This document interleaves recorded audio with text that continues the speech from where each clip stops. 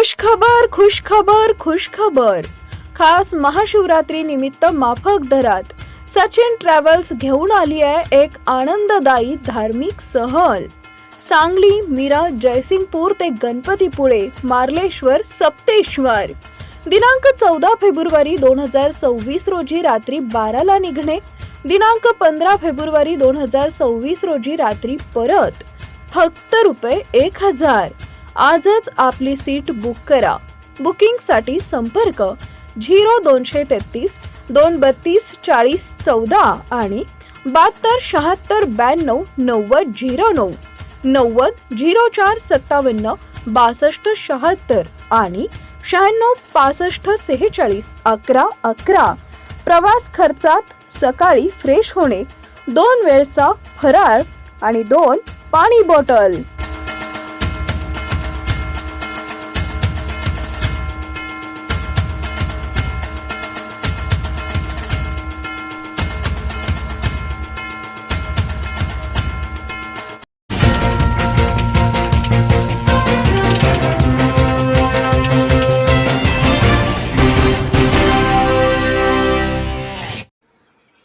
गुजरातमध्ये विजय रुपाणीला विमान take off घेताना मारलं। महाराष्ट्रात अजितदादांना विमान लँडिंग होताना मारलं। प्रवक्ते संतोष पाटील। गुजरातमधील भाजपचे माजी मुख्यमंत्री विजय रुपाणी हे गुजरातमधील पूर्वी झालेल्या हजारो कोटींचा घोटाळा बाहेर काढणार होते। याची गुजरातमधील भाजपच्या वरिष्ठ नेत्यांना व सध्या केंद्रामध्ये असलेल्या भाजपच्या वरिष्ठ नेते यांना कल्पना आली होती। म्हणून त्यांना मारण्यासाठी अहमदाबादवरून माजी मुख्यमंत्री विजय रुपाणी लंडनला जात असताना विमान टेकअप घेताना इंजिनला सप्लाय होणारा इंधन पुरवठा बंद पाडून दुर्घटना घडवून त्यांना ठार करण्याचं प्लॅनिंग करण्यात आले होते। कारण अहमदाबाद एअरपोर्ट हे आपल्याच व्यक्तीकडे म्हणजेच अदानी ग्रुपकडे असल्यामुळं त्या एअरपोर्टवर आपण सांगेल तसंच जसे आपल्याला पाहिजे तसे कांड करून घटना घडवू शकतो।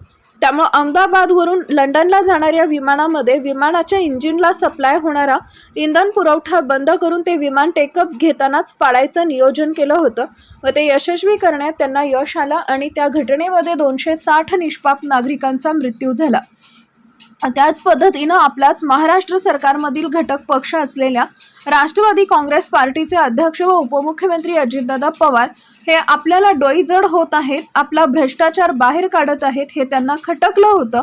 म्हणून त्यांचा काटा काढण्यासाठी राज्यातील महायुतीतील अनेक नेत्यांनी मिळून अजितदादांना संपवायची सुपारी घेतली होती व त्यांना ठार करण्यात त्यांना यश आलं।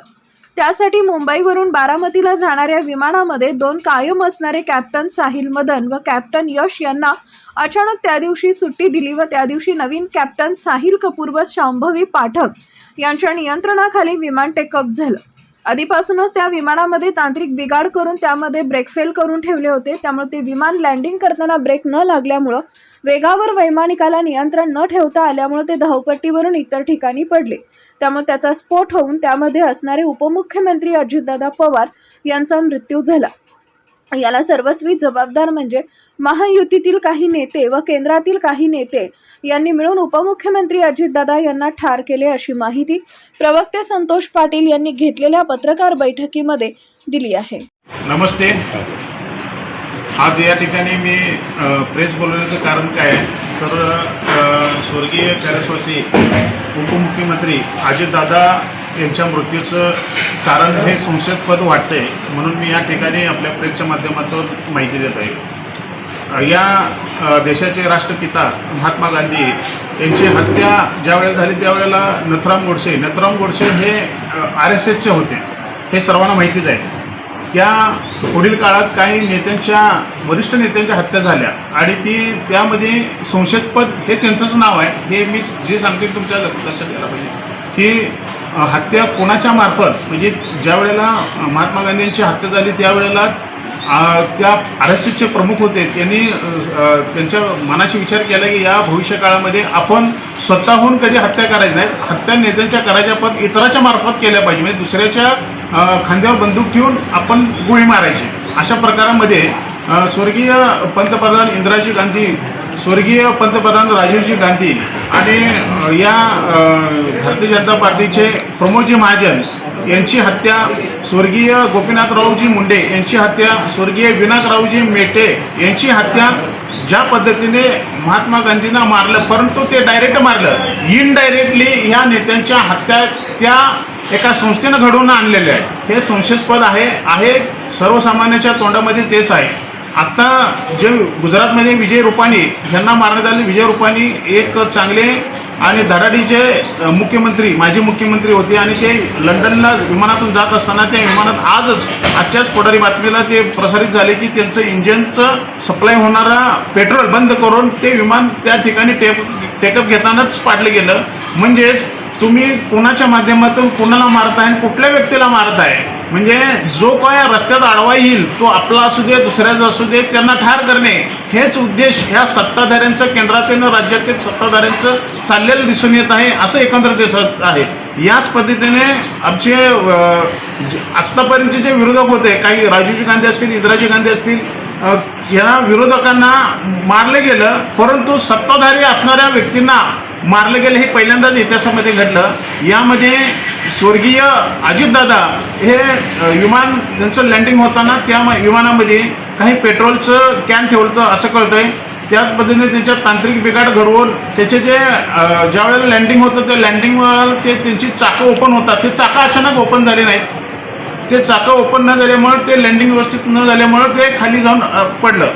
त्यानंतर त्या रोजच्या त्या विमानात असणारे कॅप्टन साहिल मदन आणि कॅप्टन शाह म्हणून असं कोणतरी होतं आणि ते बदलून त्या ठिकाणी समित कपूर आणि संभावी पाठक हे त्या ठिकाणी आले. ज्यावेळेला ह्याच्यामध्ये फ्लॅट अटेंडंट मुलगी पिंकी माळी होती, तिला तिच्या वडिलांना काहीतरी सांगायचं होतं. त्यावेळेला त्या फ्लॅट अटेंडंटमध्ये तिला असं काही जाणून येत होतं काही घटना भविष्यात घडणार आहे, परंतु ती वडिलाला सांगू शकली नाही. त्याचाही अंत त्या ठिकाणी झाला. माझं म्हणणं असं आहे की या सत्ताधाऱ्यांना सत्तेत येण्यासाठी विकास माध्यमातून त्यांना नाही आहे, विकास माध्यमातून पुढे यायचं नाही, तर त्या नेत्यांना टार्गेट करून त्यांना त्यांची हत्या घडवून तिथं आपण कब्जा करायचा ह्या माध्यमातून. आत्ताचं सध्याचं जे प्रकरण आहे अजितदादाचं, हे अजितदादाचं हा घातपातच झालेला आहे त्यांचा. त्यामुळे हा घातपात त्या ठिकाणी त्यांचे असणारे नेते प्रफुल्ल पटेल यांच्या मार्फत घडवून आणलेलं आहे असं टी व्हीच्या माध्यमातून बोललं जातं आणि त्याचा संशय सगळ्यांना आहे. कारण प्रफुल्ल पटेल हे अजितदादा गटाचे वरिष्ठ नेते होते. ते मूळतात गुजराती होते, कारण त्यांचे वडील व्यवसायासाठी गुजरातमधून गोंदिया भंडारमधून आले होते भंडारामध्ये. तर त्या ठिकाणी मूळ असणारे गुजरात राज्याचे हे प्रफुल्ल पटेल यांनी कोणाच्या तरी माध्यमातून अजितदादांना संपवण्याची सुपारी घेतली असा दाट संशय आहे.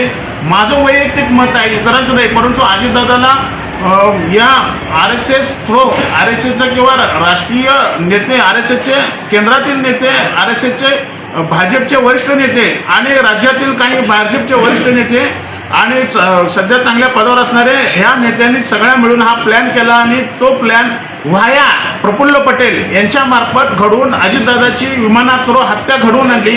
हे मी सांगणं छोटंच आहे, परंतु हे प्रसार माध्यमातून ओपन होत लागलेलं आहे. माझं असं वैयक्तिक मत आहे की भविष्यकाळामध्ये या भाजपला लोकांनी ओळखलं पाहिजे, समजून घेतलं पाहिजे की ह्या विकासाची माणसं नाही, तर ही लोकांना मारून विकासावर येतात. हे धोकादायक आहे. भविष्यकाळामध्ये ह्या लोकांनी ओळखून त्यांना भविष्यकाळात कसं ठेवायचं, काय करायचं याचं नियोजन आम्ही भविष्यकाळात करू आणि त्यांनी स्वतः दखल घेऊन बाबा विकास करण्यासाठी तुम्हाला अनेक माध्यम आहेत, परंतु लोकांना कोणाला जर मारून विकास करणं हे चुकीचं आहे. त्यामुळं भविष्यकाळामध्ये असले प्रकार कधी घडून घेणार नाही, कधी घडणार नाहीत अशी दक्षता सर्वसामान्य केली पाहिजे. त्याला वेगळं काहीतरी रूप केलं पाहिजे, वेगळं अडचण काहीतरी केलं पाहिजे नियोजन. त्यासाठी मी आज एक प्रेस घेऊन या माध्यमातून बोलतो की भविष्यकाळात आम्ही याच्यावरती काहीतरी उपाय काढणार. धन्यवाद.